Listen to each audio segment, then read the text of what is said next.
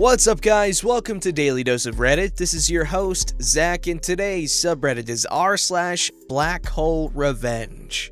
Alright, the story's called Pro-Divorce. A throwaway, as this might not make me very popular, even in Pro-Revenge, this is a cross post. This all happened to me a few years ago. I told a friend the story of my divorce and I was told to share. Started a few years ago. I thought we were happy. We were your usual suburban professional couple, financially secure, healthy, good sex life, 2 kids, 14 female and 9 male at the time. I thought we had a healthy social life. We were going through one of your typical married couple rough patches. Both of us were working long hours, not spending enough time together. We were going through some developmental problems with my son, and tensions in the house were running a little high. I noticed that she was spending a lot more time on her phone texting with her girlfriends. I didn't think much of it. I started making a much more concerted effort to get out of work when I could. But over the course of a few weeks, the gulf just kept getting wider. I ended up accidentally finding some messages when I charged up an old iPad for my son to use. Her Facebook Messenger was still logged in, and there were a lot of highly questionable messages with a guy from her hometown who I will call Jim Bob Cooter. The messages weren't completely inappropriate, but I could tell there were quite a few missing based on the times and context of the messages. I made a mental note to keep an eye on this and went about trying to fix things up. The next day, after I took the day off to knock out some projects that I thought would make her happy, and left her some sweet notes reminding her of how much I appreciated her, she was once again in the corner of the living room texting her girlfriends. I took the boy's iPad to the office, opened up Facebook Messenger, and watched in real time as my wife tore me down. Her and Jim Bob Cooter were making fun of me. All of my flaws, insecurities, and secrets I entrusted to my partner were now fodder for her and Jim Bob Cooter. Not only that, but while there wasn't outright sexting, there was a sexual undertone to the whole conversation, especially when she was bashing my performance in the sack. I managed to take some screenshots, but missed a good bit of the messages because as the conversation was unfolding, she was deleting them. I wasn't emotionally capable of confronting her. I stayed in the office until she was asleep and had a couple of drinks. I took off the next day and spent some time soul-searching, drinking, and trying to figure out what to do. The wife came home and wanted to know what was wrong, and I just copped out and told her I had a bad day. A couple of minutes later, I was watching the iPad as the train wreck kept unfolding. So began a couple solid weeks of taking screenshots, drinking, and detaching myself from the relationship. I knew there was no going back from this. The messages were now overtly sexual, with my wife completely into it, and Jim Bob Cooter was sprinkling in I love yous. I consulted a lawyer and got my options and started moving forward. Here's where everything got absolutely surreal. Watching the messages, I found out Jim Bob Cooter was coming to town to spend a weekend of quality time with my wife in a pretty nice hotel. I was missing a good bit of the info. They must have had a phone conversation about it at some point, but I was able to infer enough to get the when and where. Sure as crap, the next day, the wife is buttering me up and wanting to take a spa weekend with the girls to relax, and when she gets back, we can really focus on our marriage. I go with it all the way. It's the greatest idea she's ever had, and I'll do anything to get us back on track. I get with the lawyer and have him draft a strong separation agreement stating that she would move out, she would get weekend visitation, no child support in the interim until the divorce is final. After all this, most of my feelings for her are completely gone, and I'm just seething with anger like I've never felt before. D-Day arrives. I take the day off work, I withdraw half of any money in any accounts we are joined on, leave her half alone. I had already redirected my paycheck to a new bank. I close our money market account and get a cashier's check for her half and deposit my half in my new account. I stop at Office Max and print out about 75 pages of Facebook Messenger screenshots, and I kill time because I don't want to be at home. She texts me that she's taking off and that she loves me. I tell her to have fun. I show up at the hotel at about 8:30 and call my wife's phone from the lobby. It goes straight to voicemail. They are probably already at it. Whatever. I walk up to the front desk and ask if I can use the phone to be connected with Jim Bob Cooter's room. It rings 3 times and he picks up. Hello? Jim Bob Cooter, can you send my wife down to the lobby, please? I don't know what you're talking about, bro. Okay then, I guess I'll have to call Mrs. Jim Bob Cooter and get her down here. Totally a bluff. I knew he was married and I knew her first name, but that was it. Oh my god. You got 5 minutes. Not even 2 minutes later, my wife comes walking out of the elevator looking a little flustered. I sit her down in the corner of the lobby. She starts spewing BS saying it's not what it seems, etc., etc. I'm not here to argue. The things that are said in this pile of papers are what's going on. The only way I'm not giving a copy of this to daughter, your parents, and emailing it to everyone we know is if you move out immediately. Wife was very prideful. Daughter was going through a rebellious teen phase, and her knowing probably would have forever killed their relationship. Wife was also her parents' golden child, and she always worried about what they thought of her. I didn't have much leverage, and shame was my only card to play. Also, her professional life is built up around her image, so I knew she would protect it at all costs. I can't believe this. This is a check for half of the money market account. I've withdrawn my half of the money from all the other joint accounts. You should have more than enough to get a place. She starts to cry a little. I could almost see the different thoughts and waves of emotions going through her. But now was the time to keep pressing. Here is a separation agreement that I think is more than fair, considering what's going on. I'm gonna need you to look this over, sign it, and leave it at the house when you get your stuff.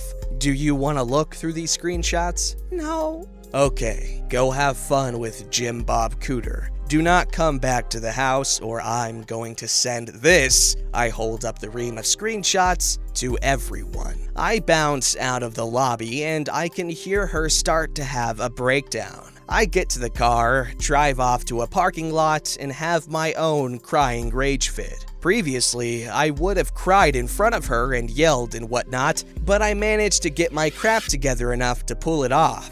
I don't know what she did that night or over the weekend. She texted and called over and over wanting to talk. I just turned the phone off, and by the time Monday afternoon rolled around, there were movers getting her stuff and she delivered the agreement. I let her have a talk with the kiddos, basically saying, Mommy and Daddy need some time apart. We still love you, etc., etc. Standard divorce talk. After a week, she wants to have a real talk for the first time.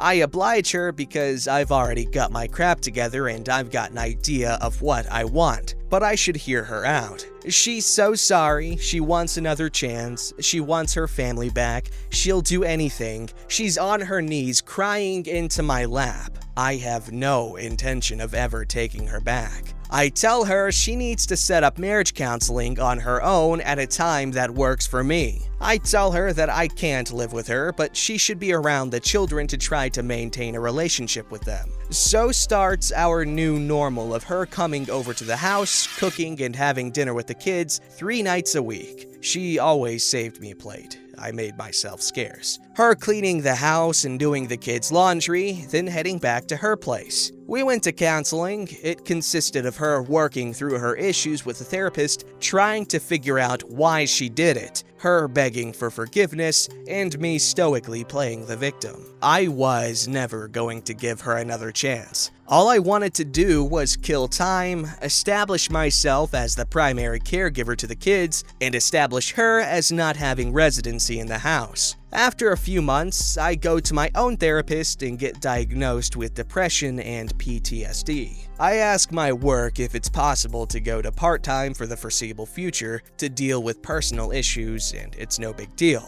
After 6 months of therapy, I told her that I couldn't forgive her right now, and that I wanted an amicable divorce, but she is still the love of my life, and maybe someday we could give it another try. She was devastated, but agreed to the divorce if I promised to try again someday. Once the divorce was filed, I needed the kids to want to stay with me. I left a Google search for how to survive your wife's infidelity up on the shared PC at home, and I left some printed out infidelity articles not so hidden in the kitchen. My daughter found them and came to me crying. I told her she wasn't supposed to find those, that mom made a mistake, that mom still loves her, and that I would always be here for her. My daughter, who used to hold my wife in such high regard, now wouldn't talk to her without screaming, and it crushed her. Not surprisingly, when the court needed statements from the kids a few months later, little brother followed big sister's lead and they both wanted to stay with dad in the house they grew up in. When the divorce was finalized, I got the house, had to buy out some of her equity, but that's okay. I got primary custody of the kids.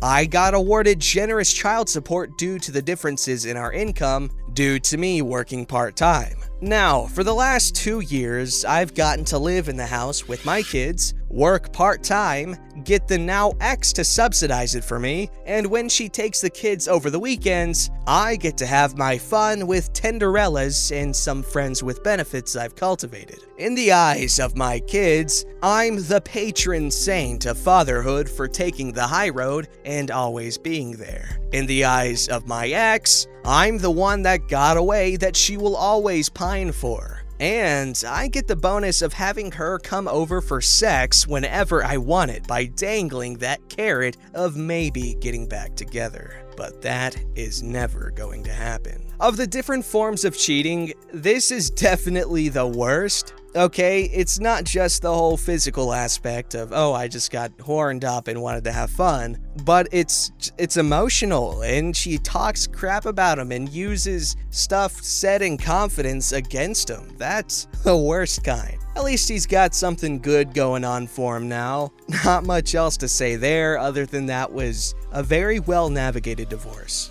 Alright, since we read a story from BlackholeRevenge, I figured we might want to brighten it up with some wholesomeness sprinkled in. That's right, these last 2 stories are going to be happy stories that will cause you happiness. And the first one's called First Real Christmas. My daughters came to live with us in late November 2004 from a crappy foster care situation and living in a van with their drug-addled prostitute biological mom before that. Things were still very new to them. They were still adjusting to their new home and were amazed at the simple things like eating, playing with toys that belonged to them, and having nice clothes to wear. When the Christmas tree went up, they didn't have any idea what it was. They thought it was pretty and enjoyed decorating it and looking at it, but other than that, no clue. When we talked about Santa, they were clueless about that as well. They couldn't believe that such a thing was possible. They were 4 and 5 years old at this point and had never experienced a Christmas of any consequence. We took them to the nice mall for a visit to Santa.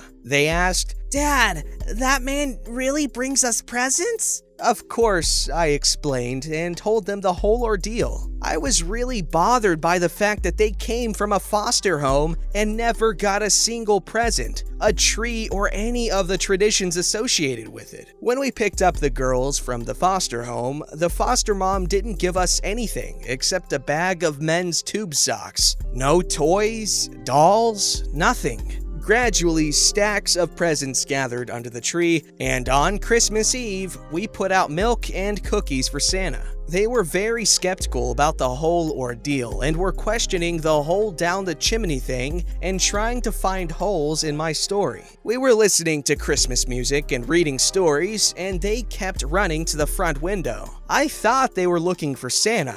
Finally, I said, "Santa won't come till later, after you're asleep." The girls said, "No doubt, we're looking for the policemen. They always come get us at Christmas." Sad. Anyway, when the girls went to sleep, I put on my big work boots, stomped them around the fireplace, and left dirty boot prints on the white carpet leading to the cookies. Took a bite, drank some milk, put out the Santa presents, and went to sleep. The next morning, about 8 a.m., I heard a tremendous squealing and laughing. They dragged me downstairs to show me the footprints in the half-eaten cookie. He's real! He's real! They didn't care about the presents at all. They were caught up in the magic, and that was fine with me. I just love wholesome Christmas stories. I love Christmas in general. All throughout the year, I listen to Christmas music because Christmas music is so good. And this story is so good, and that's sweet, and you should be proud because you gave them something special to remember. This story's called 55 Years of Regret is About to Disappear. I found a men's class ring while metal detecting with my sons. The ring is from a local university and dated 1965 with initials engraved inside the band. I posted about this ring on a Facebook page dedicated to lost class rings around 7 a.m. in the morning. A member of the group researched the JCU yearbook to find his name and then used a People Finder site to get a phone number and messaged me by 7:30. I waited until 8 o'clock to call. A gentleman answered the phone, and I asked for him by name. "This is he." "Hi, my name is Mike Gibson, and this may sound a little weird, but I was out metal detecting with my boys this weekend around the Chagrin River and found a class ring." I heard a slight gasp. "I remember exactly where I lost it. We were climbing the rocks along the river." I heard joy and disbelief in his voice. I then began to realize this was real. He went on to tell me that he didn't come from a rich family, so the $80 he'd spent on the ring was a lot of money. He did not have the ring very long before losing it.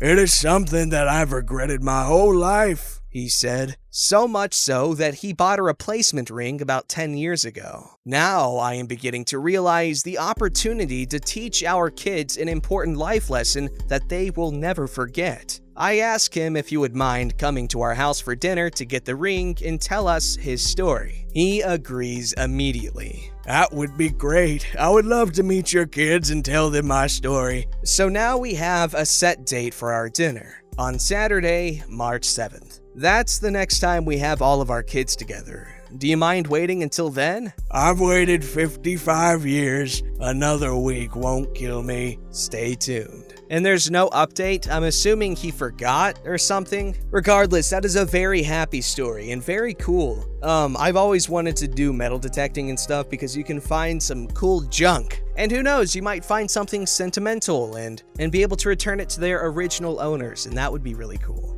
Don't forget to like, subscribe, and hit that bell to never miss an episode.